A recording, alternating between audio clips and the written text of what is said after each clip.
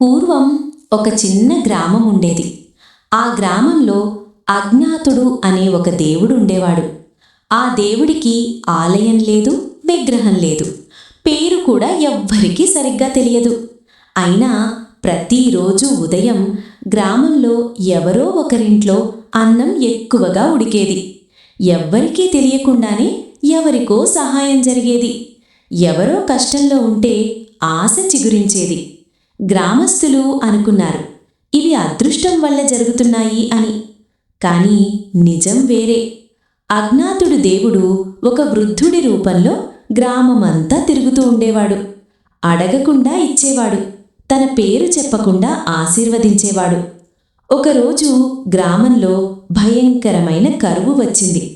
అందరూ దేవాలయాలకు వెళ్ళి పెద్ద పెద్ద ప్రార్థనలు చేశారు. కానీ వర్షం రాలేదు. అప్పుడు ఒక చిన్న అమ్మాయి ఆ వృద్ధుడికి ఒక గ్లాసు నీళ్ళిచ్చి ఇలా చెప్పింది, మీరు దేవుడైతే మా గ్రామాన్ని కాపాడండి. ఆ మాటలతో అజ్ఞాతుడు నవ్వాడు. ఆమె తలపై చెయ్యి వేసి చెప్పాడు, నన్ను గుర్తించిన వాళ్ళు చాలా తక్కువ మంది, కానీ నన్ను నమ్మిన వాళ్లే నిజమైన భక్తులు. ఆ రాత్రే వర్షం పడింది. గ్రామం పచ్చగా మారింది.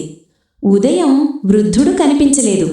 అప్పుడే గ్రామస్థులకు అర్థమైంది, దేవుడు ఎప్పుడూ ఆలయంలోనే ఉండడు, మంచి మనసులో కూడా ఉంటాడు.